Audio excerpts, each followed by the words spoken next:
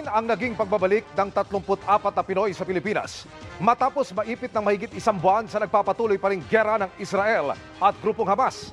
Kasama sa mga dumating ang asawang Palestino ng isa nating kababayan. Pero nakaligtas man sa kapamakan, may ilang gusto pa ring bumalik sa Israel pag natapos na ang gulo. Nakatutok live si Ivan Mayrina.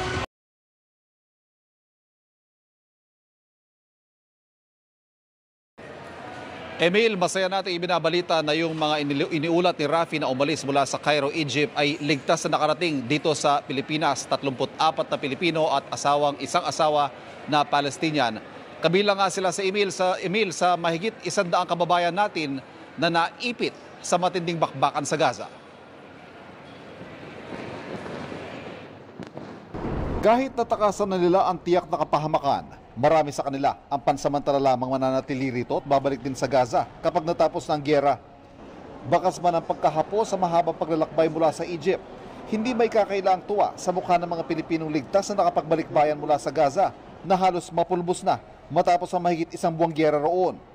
Kabilang sila sa unang batch ng mga Pinoy na nakatawid sa Rafah border crossing mula Gaza papasok ng Egypt. Karamihan kasama ang mga anak sa mga napangasawang Palestinian at ang isa kasama pang kanyang misis sa Palestinian. Baon nilang malalagim na kwento ng hirap at piligrong pinagdaanan sa nagpapatuloy na digmaan. Lahat doon, walang safe na mga tao, walang pagkain, walang tubig, wala lahat. 40 Pinoy ang nakatawid sa Rafah border at kasama sana sa flight na ito, pero may 6 na naiwan. 3 ay may asawang Egyptian at piniling subukang maging permanent resident sa Egypt sa halip na umuwi sa Pilipinas, at ang 3, isang buntis na malapit ng mga anak kasama ang ina't anak na uuwi pagkapanganak. Sa 34 na Pinoy, isa lang ang OFW, pero makakuha rin daw sila ng ayuda mula sa gobyerno. Hindi raw ito tulad ng mga umuuwing OFW na tutulungan magkaroon ng panibagong hanap buhay. Hindi po ang usual OFW treatment, pero meron na silang malaking financial assistance. $1,000 for each family. Hindi naman sila mananatili rito eh. They're just waiting for the war to end, tapos babalik sila doon. So they're not here for good. Naunawaan ito ng mga Pilipinong umuwi ngayon na sa kabila ng halos madurog ang Gaza na itinuring na rin nilang tahanan, ay siya pa rin nais silang balikan kapag natapos ang gulo. Ako, I'm happy kasi ako I'm here. At the same time, sad kasi yung husband ko was there. Hindi siya inaprobahan to come here. Kasi nandun lahat yung namin eh. Yung asawa ko nandun, assistant professor siya.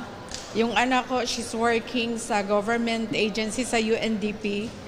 O yung anak kong bunso, nag-aaral pa siya. Hindi ko lang alam kung pagbalik ko, nandun pa yung bahay namin.